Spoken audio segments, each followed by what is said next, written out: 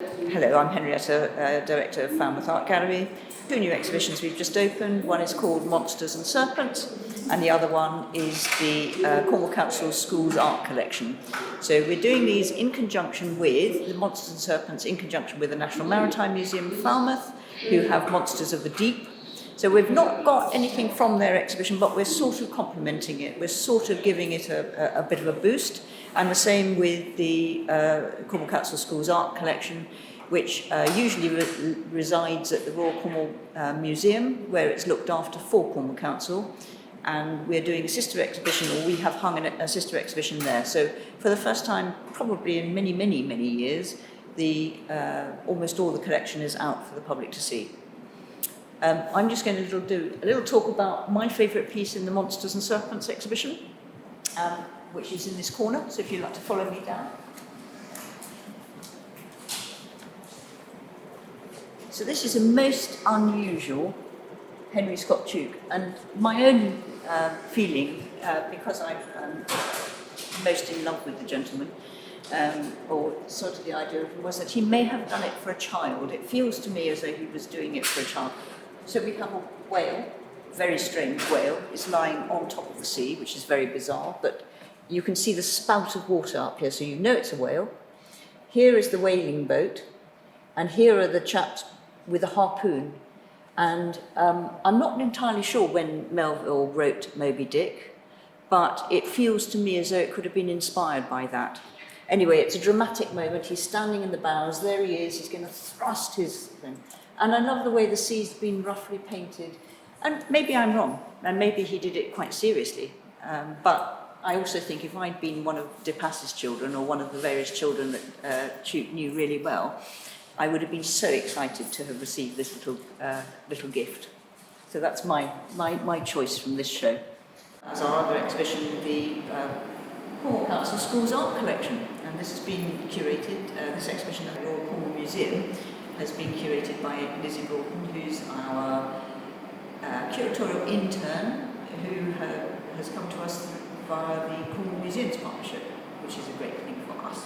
I just wanted to show you Frisky. So Frisky here was given by Jacob Epstein's widow to the collection. So it wasn't the first thing that happened, because the first thing that happened is that they were given £100 in £5 notes.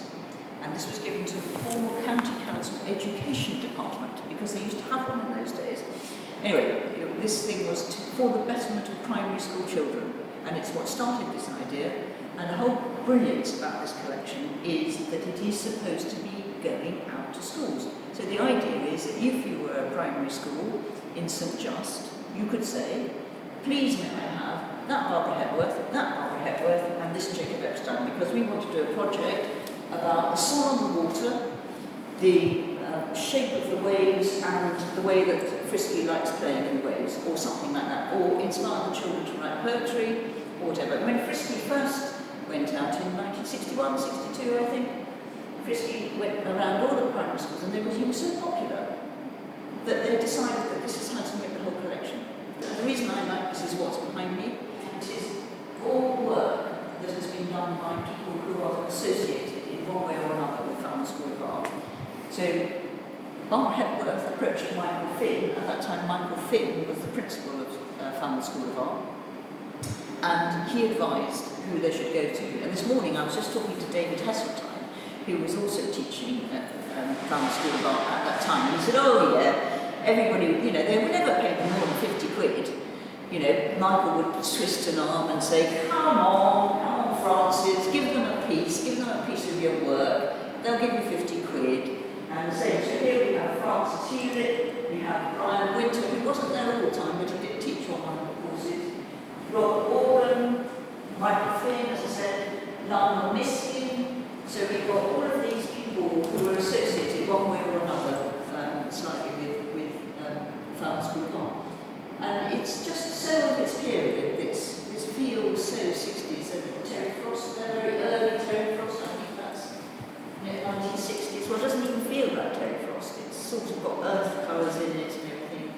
But there's something really lovely about the way that these colours speak to each other in this room, and the rhythm that, if I was a school teacher, I would be so excited to take that wall of art, and it would inspire me maybe to do something about weaving, something about nature, something about ecology. There's so many things you could take out of this wall, and that's why I think it's so exciting for the schools collection.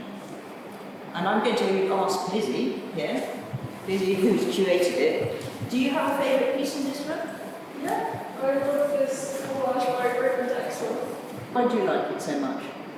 I love all the negative space and how it's just random bits of paint slapped together, chopped up again, put back down, bits of tape joined in some texture. And it's him there, that's Britain Dexter there, making a sculpture, bringing something to life. And of course he was a sculptor, wasn't he? Yeah. So this is in a way a two-dimensional map of what you might do if you were sculpting. Yeah. Do you think? I mean, I think that you could use in the classroom, Yeah. just like that. You know, it'd be very easy to get children to be inspired.